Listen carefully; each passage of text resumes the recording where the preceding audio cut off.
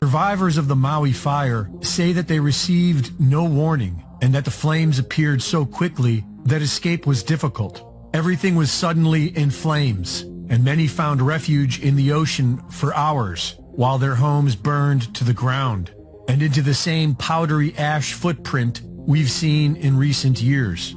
So far, it is estimated that nearly 1,000 people have died. Locals are worried this includes hundreds of children who were home due to school being canceled that day. Several people are reporting that the government is not only doing little to help, but they are blocking local efforts to do so and are not allowing local donations through, and that they are blocking life-saving medicine because it isn't federally approved. Denying people access to bring in supplies. The government withholding every single one of our donations because we are not a part of FEMA and Red Cross. So none of this is eligible for giving out. Tell me why, I have no freaking clue. The people of Maui are on their own for now. And aside from the federal government's bureaucratic failure, they have good reason to be suspicious. Just like what we saw 5 years ago in Paradise, California, there was nothing normal about these fires. Within a day of burning, it was like a bomb went off. When you see the full extent of the destruction of Lahaina, it will shock you. It does appear like a bomb and fire went off, if I may.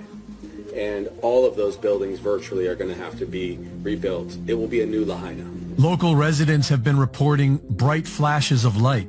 One was captured by a home security camera that appears to have been the start of the Olinda fire. Many people are saying that it was directed energy weapons. We know that most major governments already have them, and during the California fires, online weather maps recorded what looks like a laser from above, striking an area just before it bursts into flames. In his research, Dennis Mills discovered that the incendiary aluminum and barium nanodust from chemtrails is most likely fueling the ferocity of today's so-called super wildfires. And on the day before the Maui fires broke out, locals were reporting a heavy overcast from chemtrailing that they'd never seen before. It's also interesting to note that the Maui police chief was the incident commander for the Las Vegas mass shooting in 2017. Lahaina is considered to be a historic and sacred land. It was the capital of the Kingdom of Hawaii before it was taken by the United States. It's been occupied by native Hawaiians ever since, who are defiantly opposed to the mainland outsiders who have been buying up land with no respect for local culture. Not just BlackRock and Vanguard, but billionaires like Mark Zuckerberg, who owns more land on Kauai than what the government of Kauai owns, and Oprah Winfrey, who has bought over 1,000 acres of land in Hawaii, including a new 870 acres in Maui she just bought this spring. In 2018, the Paradise wildfires broke out exactly where the United Nations have plans to somehow make off-limits to humans. And that same year, a report on wildfire prevention was published that was focused on the exact same areas in Maui where the fires just broke out. All the historic downtown, all of it is demolished and all the houses gone. But those commercial big box stores are still there. Hawaii Governor Josh Green has been putting the World Economic Forum's Great Reset agenda ahead of Hawaiian interests. Just weeks before the fire, he unveiled an emergency proclamation on housing that eliminates the traditional Land Use Commission, allowing the government more leeway to build as they see fit, such as building 15-minute smart cities run by artificial intelligence, just like they've been planning to do in Hawaii for years.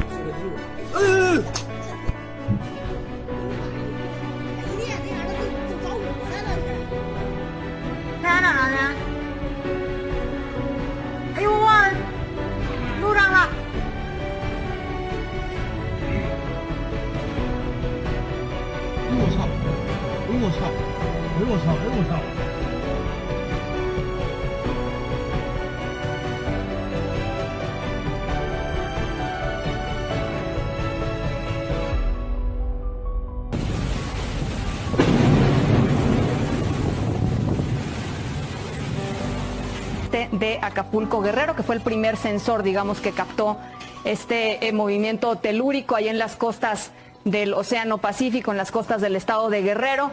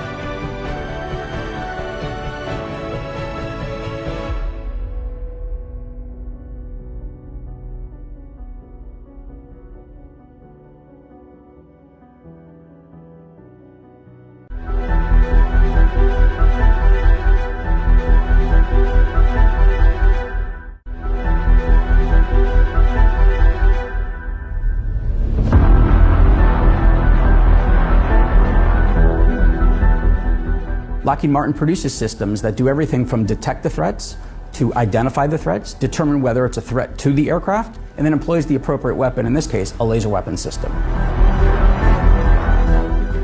What we're hearing from our customers is that they need a layered, multi-domain defensive approach that can be integrated across platforms to neutralize these threats across all those domains.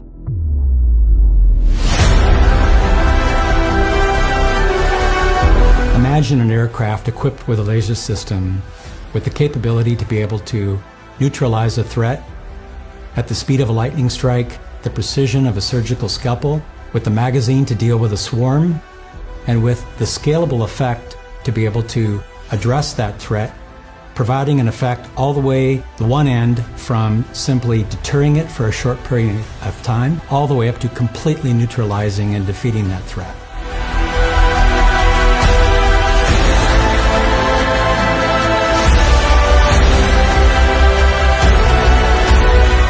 We were able to integrate our laser weapon system, Athena, into the classified C2 network and receive cues from the radar on the range in order to execute the full kill chain. The Helios laser weapon system builds on 40 years of combat system engineering and radar excellence. That is a fundamental change for laser weapon systems, which here to date have been prototypes added to a ship. Helios will be integrated into the ship.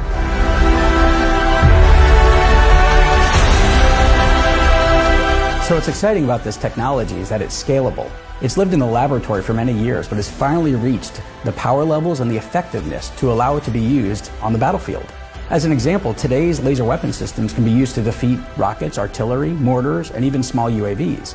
And as that technology and capability scales, the effectiveness scales with it. We'll be to the point here shortly where we'll be able to defend aircraft against incoming missiles and even reach out over long distances and destroy ballistic missile threats.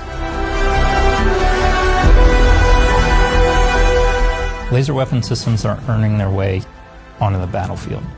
Lockheed Martin advancements in the fundamental subsystems, be it beam control, high energy laser, beam direction, power and thermal, is bringing a system-of-system approach to our customers' most challenging problems. Lockheed Martin can bring that end-to-end capability into the theater for the life of our platforms and help defend the brave women and men who boldly go in harm's way to defend our freedoms.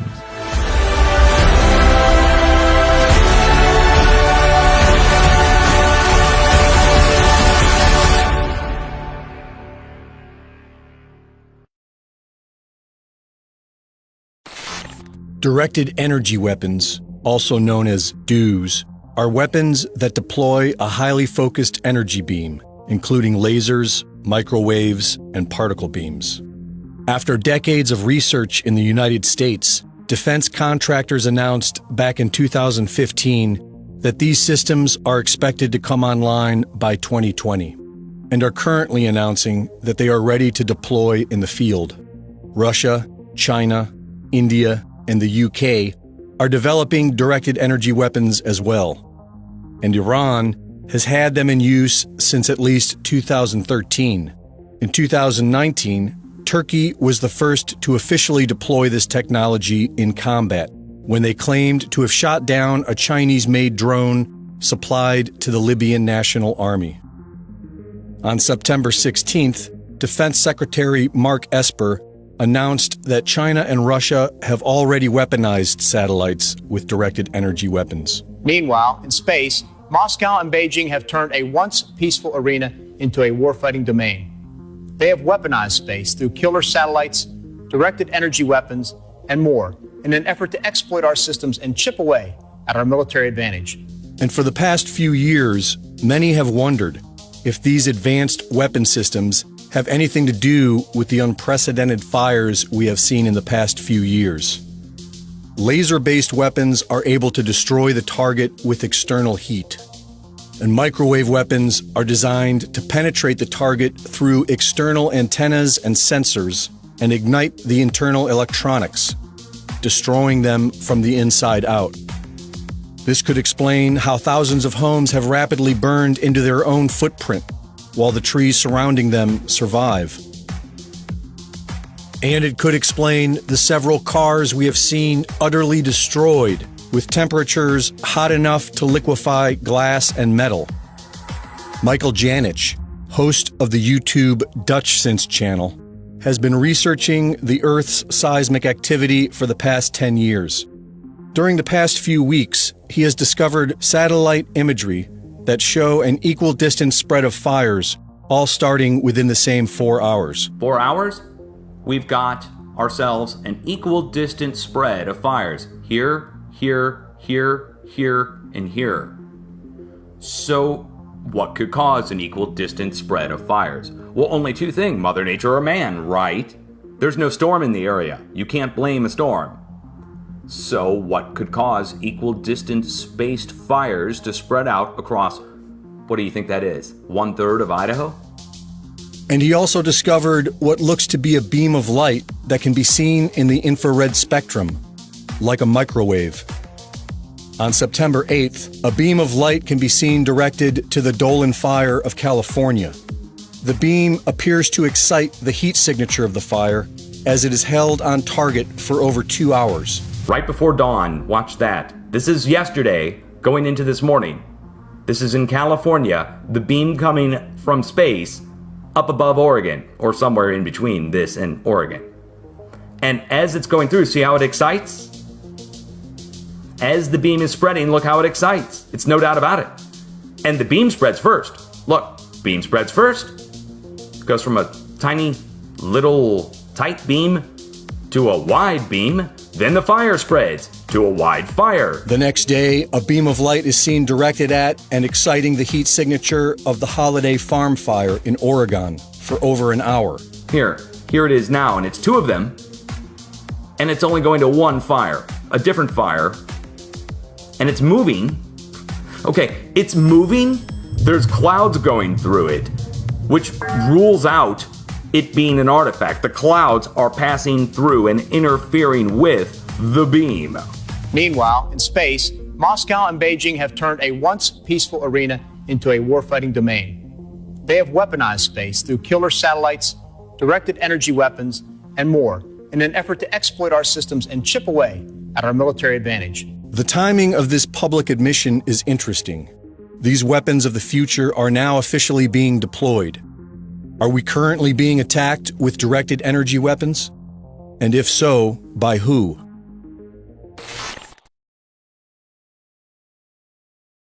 I have been trapped in Lahaina for the last 4 days. And I experienced firsthand what was going on there. What I went through is not important. I need to get this message out. This was not a natural disaster.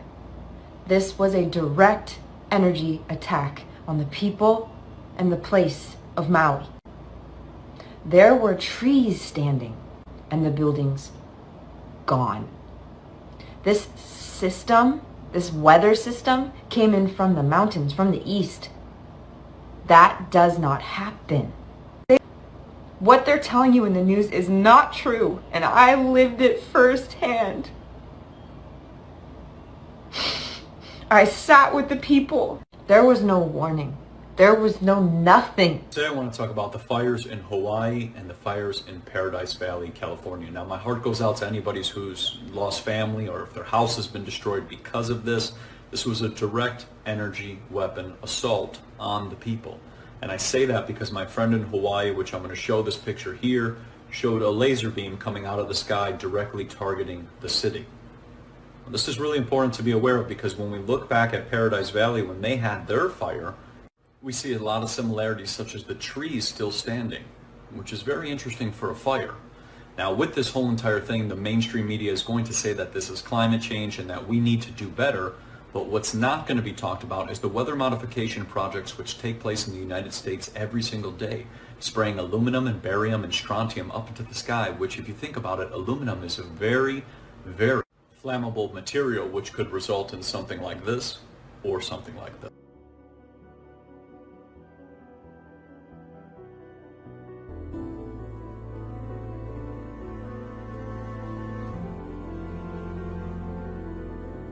I'm here in Lahaina, Hawaii, in western Maui, at the northernmost part of this fire. And there's a lot of National Guard on the ground at this point. There's a lot of law enforcement. There's helicopters everywhere. And you can't get into most of these areas. The smell is hard to describe. I mean, it smells just like a fireworks show, basically, but a lot more intense. And there's... Even now, I mean, I could just imagine what it must have been like, you know, when the fire was coming down the mountain. I watched this fire come down the mountain, and I've never seen a fire move this.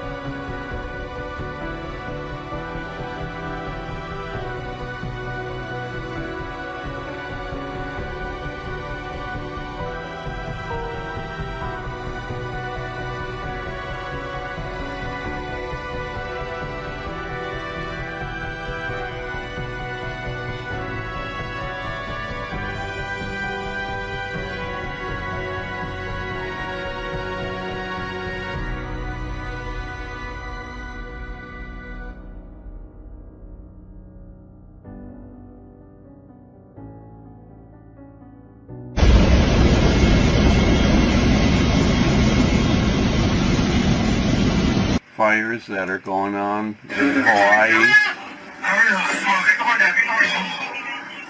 It's energy, direct energy weapons. They can do this anywhere on the earth. Direct energy weapons. Officials say strong winds from Hurricane Dora are fueling these fires that have burned multiple structures in Maui. Also on the Big Island, evacuations are ongoing right now. And the Coast Guard says a dozen people were rescued after they jumped into the ocean to escape the flames. Is this unprecedented in the history of Hawaii? It is unprecedented. When we deal with hurricane and disasters following hurricane, we're usually dealing with heavy rain, we're dealing with flooding. The fact that we have wildfires in multiple areas as a result of indirectly from a hurricane is unprecedented. Since the last time I spoke to CNN, it has turned very serious and very down.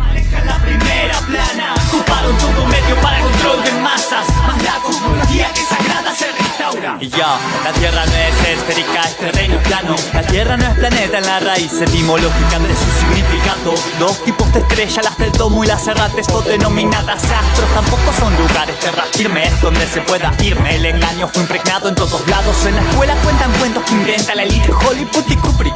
El alunizaje fue montado, olvídate del espacio exterior. Es implantan en la imaginación imágenes a modo de fotos creadas por ordenador. Hablamos de estafa multimillonaria y sabotaje al ser humano, negándole su naturaleza.